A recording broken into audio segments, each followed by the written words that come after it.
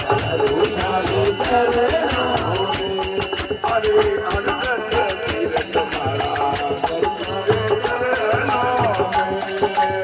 अड़सठ तीर्थ माला करोगी के चरणों में गीता वालो ज्ञान सुनायो माने गीता वालो ज्ञान सुनायो सतदर्शा माने प्रेम प्यालो पायो माने करे मने मान खिलायो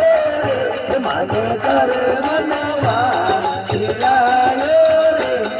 दयालो माने प्रेम प्यालो पायो